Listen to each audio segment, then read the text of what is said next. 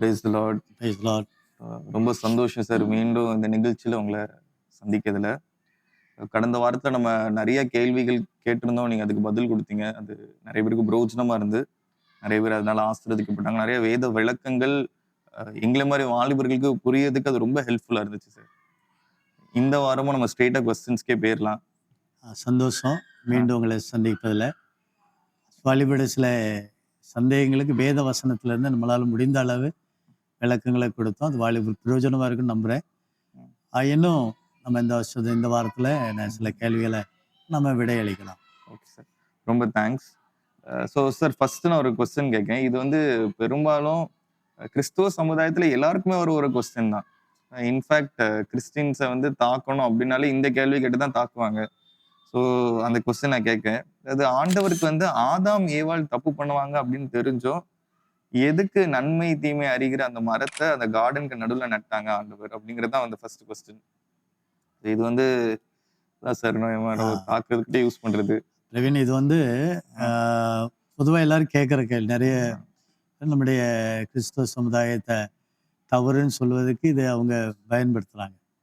ஆனால் ஒன்று, ஏன் ஆண்டவர் வச்சாரு, தெரிந்து ஏன் வச்சாரு அப்படின்னு சொல்லி, ஆண்டவர் ஏன் வச்சாரு, என்ன பண்ணினாரு அப்படின்னு சொல்லி ஆண்டவர்கிட்ட நம்ம கேள்வி கேட்கறதுக்கு நமக்கு உரிமை கிடையாது. அவர் தேவனாய் கர்த்தர், அவர் சகல ஞானம் உள்ளவர், நம்ம மண்ணு தான்.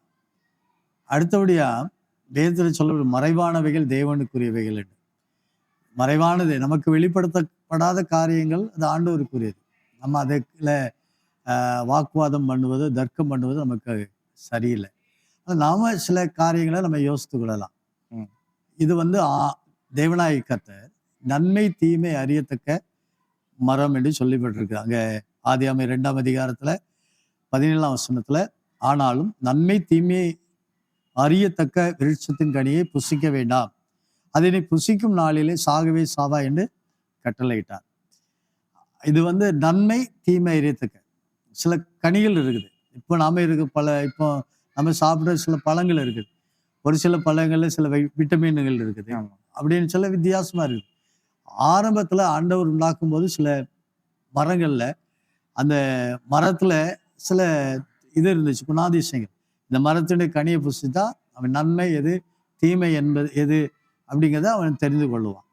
இன்னும் ஒரு கனி, அது ஜீவ விருட்சத்தின் கனி. அந்த கனி அவன் சாப்பிட்டா அவன் சாகவே மாட்டான். அப்படியெல்லாம் சில கனிகள் அன்றைக்கு தேவன் உண்டாக்கின அந்த ஏதேன் தோட்டத்தில் இருந்துச்சு. ஆனால் ஆண்டவர் இந்த மரத்துடைய கனியை மாத்திரம் புசிக்க வேண்டாம் அப்படின்னு சொல்றாரு. காரணம்னா நன்மை தீமை அறியத்தக்க. இந்த மரத்துடைய கனியை புசிக்கும் போது எது நன்மை எது தீமை என்பதை மனிதன் அறிந்து கொள்றான். ஆண்டவர் விரும்பினாரு மனுஷன் நன்மையே செய்யணும், நன்மையே யோசிக்கணும், நன்மையே அவன் சிந்திக்கணும்னு சொல்லி ஆண்டவர் விரும்பினார்.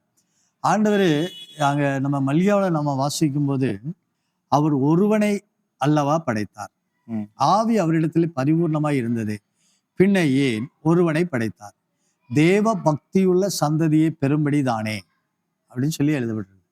இப்போ ஆண்டவர் மனுஷனை படைத்தனுடைய பிரதான நோக்கம் நன்மையான ஒரு சந்ததி, நன்மையே செய்யக்கூடிய ஒரு சந்ததியை அவனுக்கு பின்னால உருவாக்கணும் ஆண்டவர் விரும்பினார்.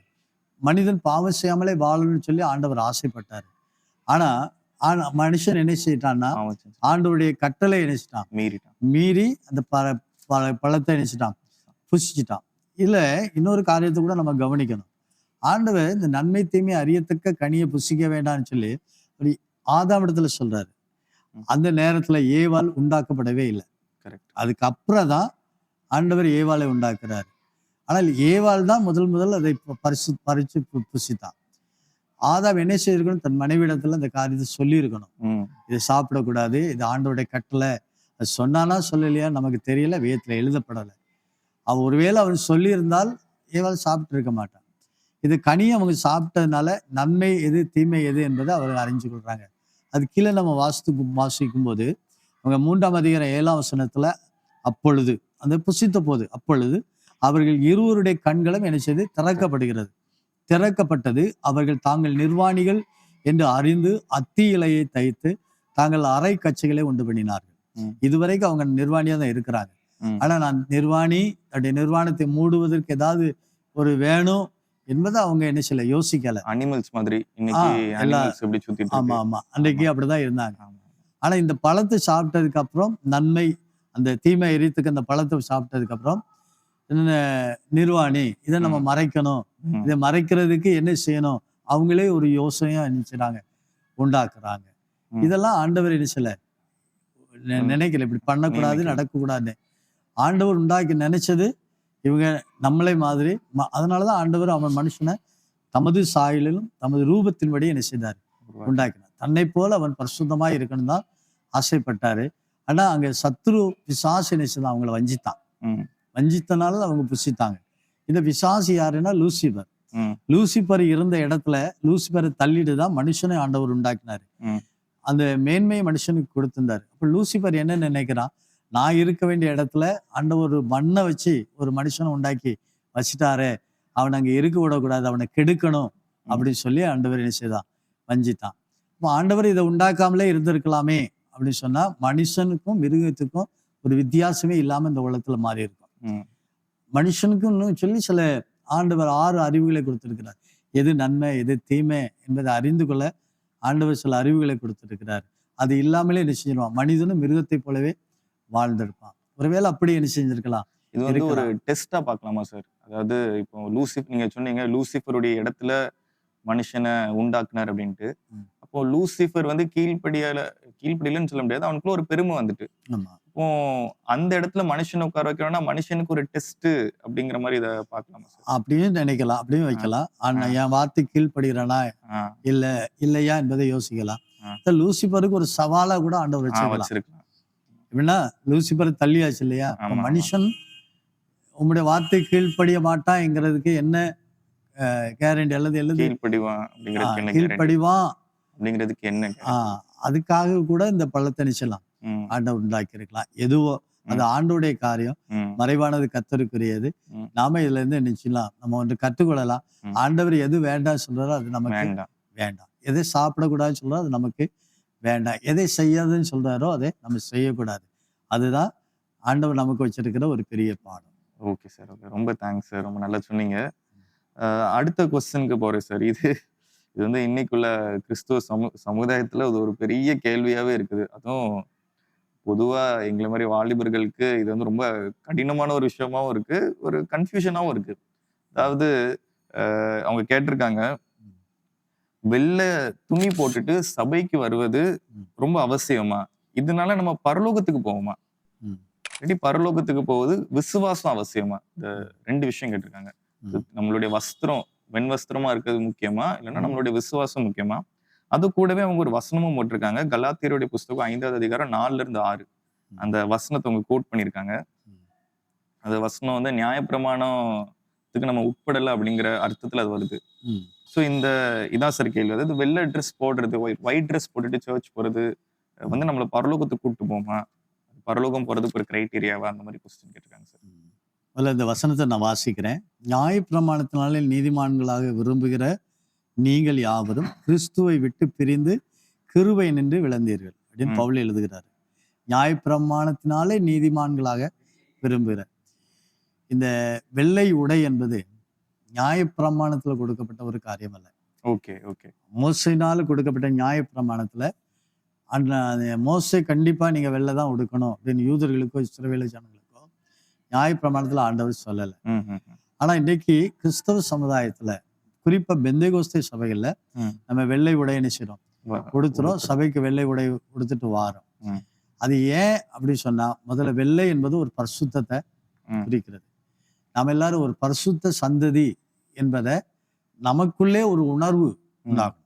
நான் யாரு, நான் ஒரு பரிசுத்தவான், நான் பரிசுத்த சந்ததி என்பதை நமக்கு உருவாக்குவதற்கு அது ஒரு காரணமா இருக்கலாம். நம்ம கலர் ட்ரெஸ் போட்டுட்டு வரும்போது எல்லாரையும் போல நம்ம வரும்போது மற்றவிடத்துல இருந்து நான் ஒரு பிரிக்கப்பட்டவன், மற்றவருக்கு எனக்கும் ஒரு வித்தியாசம் இருக்குது என்பதை ஒரு வித்தியாசத்தை காண்பிக்கிறதுக்காக வெள்ளை உடை நம்ம நினைச்சலாம் கொடுக்கலாம். அது நமக்குள்ளே ஒரு ஒரு பிரதிஷ்டை உண்டாகும். நான் மற்றவங்களை மாதிரி இல்லை, அவங்கள மாதிரி இல்லை, நான் ஒரு கிறிஸ்துவுக்காக பிரிக்கப்பட்டவன், நான் ஒரு பரிசுத்தவான் என்கிற ஒரு எண்ணம் நமக்குள்ள நினைச்சேன் உருவாகும்.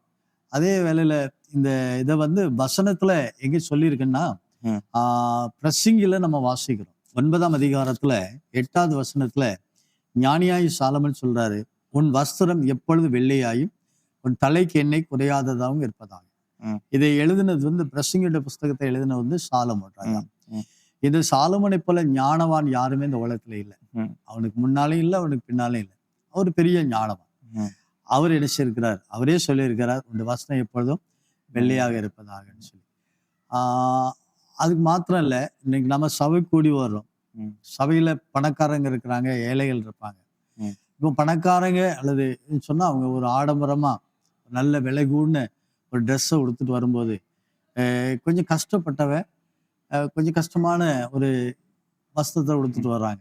ம். இப்படி அவங்களுக்குள்ள ஒரு பாகுபாடு சபைக்குள்ள உண்டாகும். ம்.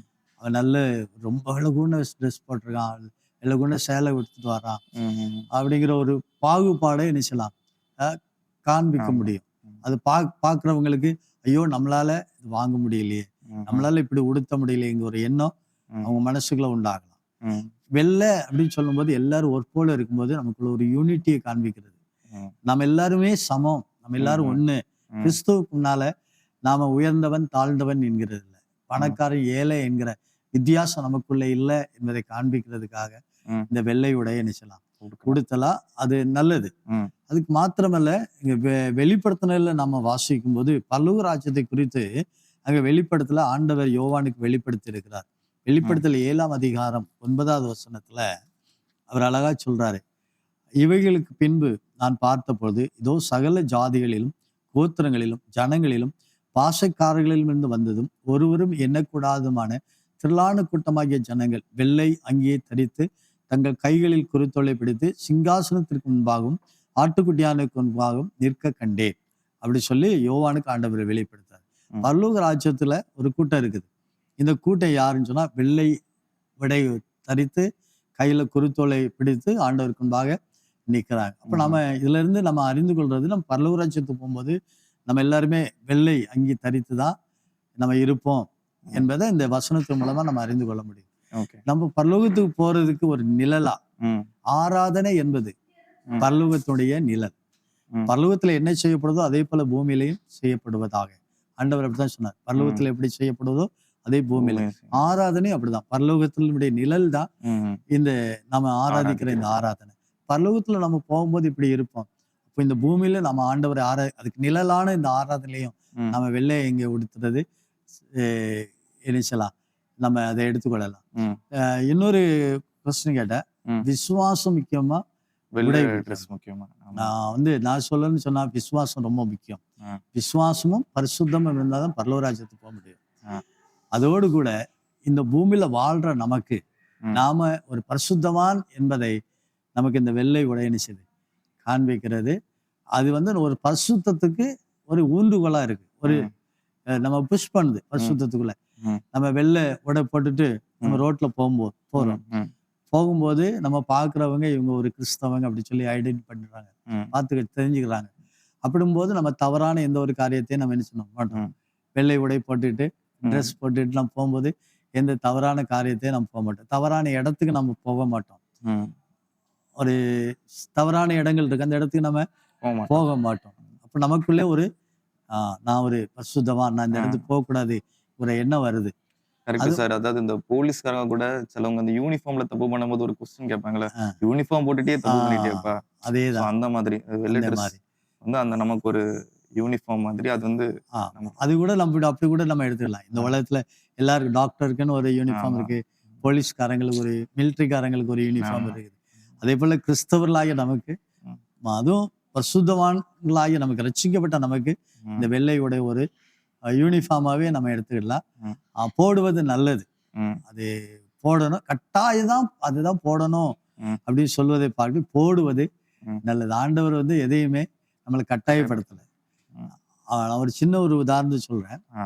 ஒரு தகப்பனும் ஒரு பையனும் இருக்கிறான். அவங்க வீட்டுக்கு முன்னால ஒரு மாம்பழம் இருக்குது, மாம்பழ மரம் இருக்குது. அப்போ அப்பா சொல்றாரு, நான் வேலைக்கு போறேன்டா, நீ வீட்டுல ஒத்தையில தான் தனியா இருக்கிற, நீ எல்லாம் இருக்கு சாப்பிடலாம், சாப்பிட்டுக்க, இந்த மரத்துல மட்டும் ஏறாத, ஏறினா கீழே விழுந்துரும், அவன் கால் கை அடிபட்டுருன்னு சொல்றாரு. சரின்னு சொல்லிட்டு அவர் வேலைக்கு போயிட்டாரு. ஆனா இந்த பையன் பார்த்துட்டே இருக்கிறான் ரொம்ப நாளா, சரி ஒரு நாள்ல ஏறி தான் பார்க்கலாமே ம்.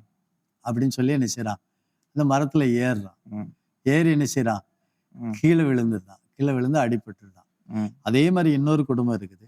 இன்னொரு குடும்பத்துல அதே மாதிரி ஒரு பிள்ளை, ஒரு அப்பாவும் ஒரு பிள்ளை இருக்கிறாங்க. அந்த தகப்பனார் மகன்கிட்ட சொல்றாரு, தம்பி அப்பாடா, நான் உனக்கு ரொம்ப பாசமா சொல்றேன், நான் உன்னை ரொம்ப நேசிக்கிறேன், இந்த மரத்துல ஏறாதடா அப்படின்னு சொல்லி பாசமா சொல்றாரு.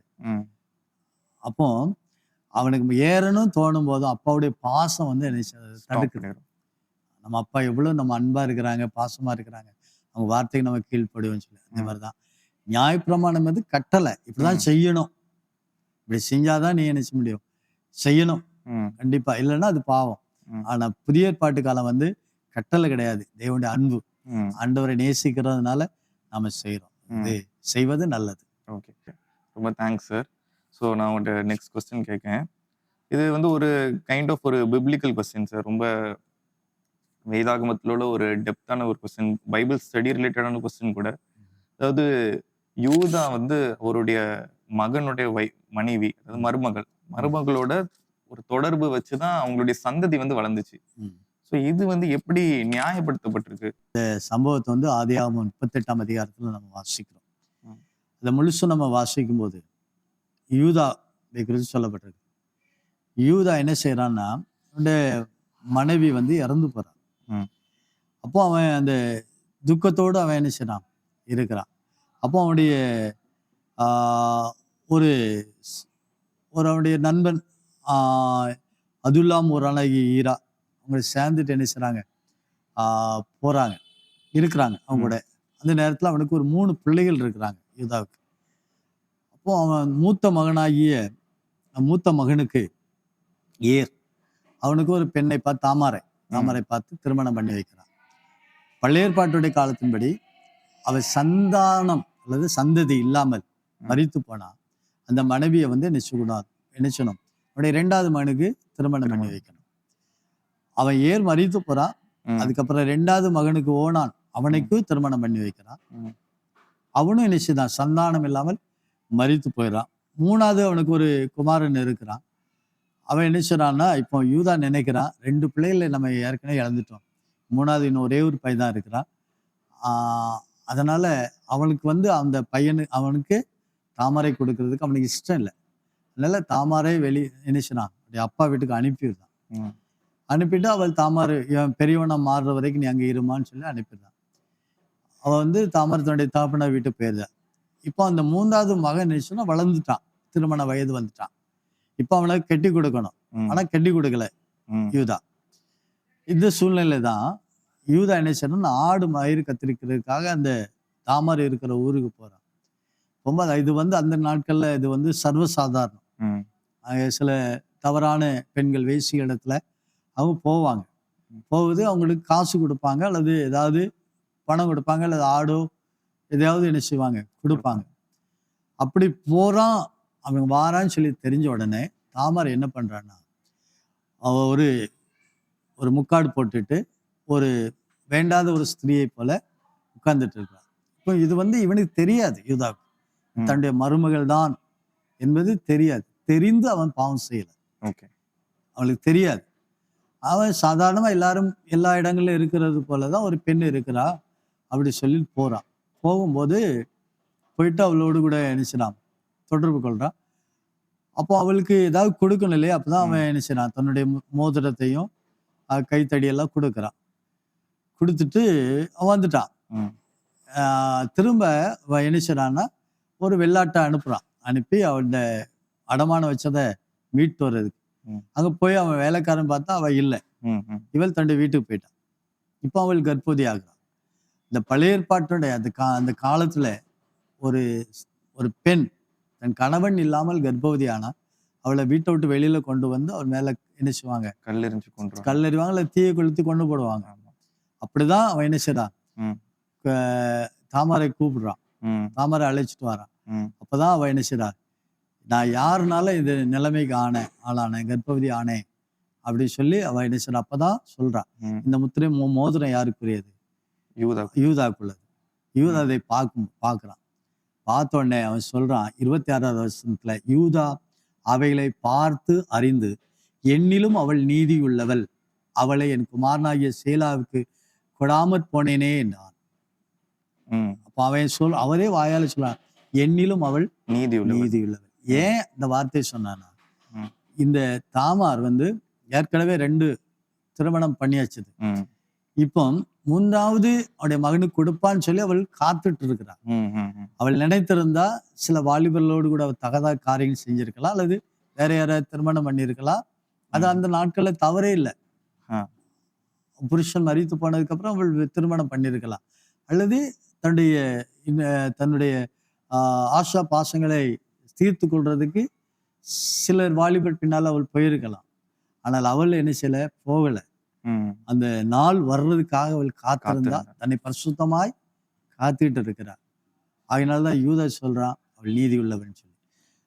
இவள் நீதி உள்ளவள். அப்புறம் மாத்திரம் இல்ல, யூதா தெரிந்து இந்த தவறை செய்யல. தன் மருமகள் தான் தன்னுடைய மகனுடைய பிள்ளை மனைவி என்பதை அவன் அறியல. அவள் ஏன்னா தன்னுடைய முக்காடிட்டு கொண்டிருக்கிறா, தன்னை மறைத்து கொண்டிருக்கிறார். அதனால இது இந்த வேத புஸ்தகத்துல அந்த எழுதப்பட்ட அந்த சம்பவம், அதுல இருந்து இந்த சந்ததிகள் வருகிறது, யூதாவுடைய சந்ததி. அதுலதான் இயேசு கிறிஸ்துவும் வராரு, தாவீது வராரு, இயேசு கிறிஸ்துவும் வராரு. அதனால இது ஒரு பரிசுத்தமான சந்ததி தான் நம்ம சொல்லணும்னா. அவ வெயிட் பண்ணிட்டு இருந்தா, அதுதான் ரொம்ப இம்பார்ட்டன்ட் அப்படின்னு நீங்க சொல்றீங்க. தன்னை கெடுத்து கொள்ளல, வேற யாரையோ தேடி போகல, தன்னுடைய ஆசாபாசங்களை தீர்த்து கொள்றதுக்கு அவ வழி தேடல. புரியுது. கரெக்ட். ஓகே சார், ரொம்ப நல்லா ஆன்சர் பண்ணீங்க சார். அடுத்தது இன்னொரு கொஸ்டின் கேட்டிருக்காங்க. அதாவது இயேசுவை இன்னும் அறிஞ்சுக்கிட்டதுக்கு சில ஐடியாஸ் சொல்லுங்க அப்படின்னு கேட்டிருக்காங்க. இது ரொம்ப ஹெல்ப்ஃபுல்லா இருக்கும், இதுக்கு நீங்க ஆன்சர் பண்ணுங்க நிறைய வாலிபர்களுக்கு. அதாவது இது நல்ல ஒரு கொஸ்டின் பிரவீன். இயேசுவை அறிந்து கொள்ளணும் அப்படிங்கிற ஒரு விருப்பமே ஒரு பெரிய ஒரு நல்ல காரியம். நம்ம இயேசுவை அறியதான் நம்மளுடைய வாழ்க்கை மாறும். அடுத்தல நம்முடைய இயேசுவை அறிவதுதான் நமக்கு நித்திய ஜீவன் அப்படி சொல்லி கூட பைபிள்ல வசனம் இருக்கு. யோவான் 7ஆம் அதிகாரம் 17ஆம் அதிகாரம் 3ஆம் வசனத்துல இயேசுவை அறிவது தான் நமக்கு நித்திய ஜீவன், பரலோக ராஜ்யம். இந்த பவுலுடைய வாழ்க்கையில நம்ம இதை பார்க்கலாம். பவுல் நியாயப்பிரமாணத்தை அறிந்திருந்தார். நியாயப்பிரமாணத்தை முழுசா அவர் அறிந்திருந்தார், நியாயப்பிரமாணத்தின்படி வாழ்ந்தார். ஆனா இயேசுவை அவர் என்ன செய்யல, சரியா அறியல. நியாயப்பிரமாணத்துக்காக பக்தி வைராக்கியமா இருந்தாரு. ஆனா இயேசு அவரை என்ன செய்யல, அறிந்து கொள்ள. ஆண்டவர் அதனாலதான் அவர் மேல கிருபையா இருந்து அவரை சந்திச்சாரு. அவர் சந்திக்கப்பட்ட போது பவுல் கேட்ட முதல் கேள்வி, ஆண்டவரே நான் என்ன செய்ய சித்தமா இருக்கிறேன். அதான் அவர் கேட்கிறாரு. அப்போ ஆண்டவரே நான் என்ன செய்ய சித்தமா இருக்கிறேன்னு சொன்னா, நான் இன்னும் அறியணும், நான் என்ன செய்யணும் அப்படின்னு சொல்லி அவர் ஒரு ஆண்டவரத்துல ஒரு கேள்வியை கேட்கிறார். மாத்திரம் இல்ல, நம்ம பவுல் நிருபங்கள் எழுதும் போது பிலிப்பியர்கள் நிருபத்துல அவர் எழுதுகிறாரு, 3ஆம் அதிகாரம் 7ஆம் வசனம் 8வது வசனம், ஆகிலும் எனக்கு லாபமாய் இருக்கிறவைகள் எவைகளும் அவைகளை கிறிஸ்துவுக்காக நஷ்டம் என்று எண்ணினேன். அது மாத்திரமல்ல, என் கர்த்தராகிய கிறிஸ்து இயேசுவை அறிகிற அறிவின் மேன்மைக்காக எல்லாவற்றின் நஷ்டமும் குப்பையுமாக எண்ணிக்கொண்டு இருக்கிறேன். பவுலுக்குள்ள ஒரு விருப்பம் இருந்துச்சு, இயேசுவை அறியணும். அதனால இதெல்லாம் நம்முடைய படிப்பு, நம்முடைய அந்தஸ்து, பணம், இதெல்லாம் ஒண்ணும் இல்லை, இதெல்லாம் குப்பை தான். இயேசுவை அறியணும், அதுதான் மேன்மையானது அப்படின்னு சொல்லி பவுல் எண்ணினாரு. பவுல் போல படிச்சவங்க யாரும் கிடையாது. கமாலியுடைய பாதத்துல உட்காந்து படிச்சவர், ஒரு பெரிய ஞானி. கமாலியல்னு சொன்னா அந்த காலத்துல ஒரு பெரிய ஞானி, சாக்ரட்டிஸ் அப்படிலாம் சொல்றோம் இல்லையா, அந்த மாதிரி ஒரு பெரிய தத்துவ ஞானி. அவர்கிட்ட படிச்சவராக்கும் சவுல், இந்த பவுல். அதெல்லாம் குப்பை, அதெல்லாம் ஒண்ணும் இல்லை, இயேசுவை அறியணும், அதுதான் மேன்மை அப்படி சொல்லி பவுல் நினைச்சார். இது நல்லது. ஆனா பவுல் இயேசுவை நம்ம அறிந்து கொள்ளணும்னா அதுக்கு இந்த உலகத்துல நம்முடைய சுய ஞானத்தினால முடியவே முடியாது. ஒரே ஒரு வழிதான் இருக்குது. இது இயேசுவே அவர் தெளிவா சொல்லியிருக்கிறார்.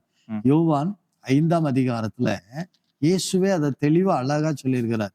5ஆம் அதிகாரம் 39ஆம் வசனத்துல, வேத வாக்கியங்களை ஆராய்ந்து பாருங்கள், அவைகளால் உங்களுக்கு நித்திய ஜீவன் உண்டென்று எண்ணுகிறீர்களே, என்னை குறித்து சாட்சி கொடுக்கிறவைகளும் அவைகளே அப்படி சொல்றாரு. அப்போ ஆண்டவர் சொல்றாரு, என்னை குறித்து சாட்சி கொடுக்கிறது இந்த வேத வாக்கியங்கள் தான். ஆண்டவரை அறிந்து கொள்ளணும்னா இந்த வேத வாக்கியத்தின் மூலமா தான், பைபிள் பரிசுத்த வேத புஸ்தகத்தின் மூலமா தான் நம்ம அறிந்து கொள்ள முடியும். வேதத்தை நம்ம எவ்வளவு வாசிக்கிறோமோ வாசிக்க வாசிக்க ஆண்டவரை குறித்து என்ன செய்யலாம், அறிந்து கொள்ளலாம். அறிந்து கொள்வது மாத்திரம் இல்லை, நம்முடைய வாழ்க்கையில் அதை என்ன செய்யலாம், அபியாசப்படுத்தலாம். அதான் சங்கீதக்காரன் சொல்லும்போது சொல்றாரு, கர்த்தர் நல்லவர் என்பதை ருசித்து பாருங்க. நம்ம வாயால கர்த்தர் நல்லவர் சொல்றது பார்க்கணும், வாழ்க்கையில் அனுபவத்துல அதை ருசித்து பார்க்கிறது ஒரு நல்ல ஒரு காரியம். நான் ஒரு சின்ன எக்ஸாம்பிள் சொல்றேன். ஒரு தம்பி என்ன செய்தான்னா, மாம்பழ கூடை வச்சுட்டு மாம்பழம் வேணுமோ மாம்பழம் வேணுமோ தெருவெல்லாம் வித்துட்டு இருந்தான். அவன் சொன்னா, ரொம்ப டேஸ்டா இருக்கும், ரொம்ப இனிக்கும், நல்ல மாம்பழம் அப்படின்னு சொல்லி. ஆனா யாருமே அதை வாங்கல. நல்ல மாம்பழம் தான், ஆனா யாருமே வாங்கல. சாயங்காலம் வரைக்கும் அவனும் சொல்லி சொல்லி தான் பார்க்குறான், யாரும் வாங்கல. அவனுக்கே வயிறு பசி உண்டாயிட்டு ஒரு மரத்தடியில் உட்காந்து அந்த மாம்பழத்துல ஒரு மாம்பழத்தை எடுத்து அதை கத்தியெல்லாம் இல்லை, சும்மா வாயால கடிச்சு சாப்பிட ஆரம்பிச்சா ரொம்ப டேஸ்ட். இப்போ போறவங்க வாரவங்களாம் அதை பார்க்குறாங்க, அவங்க நாக்கில் எச்சி ஊறுது.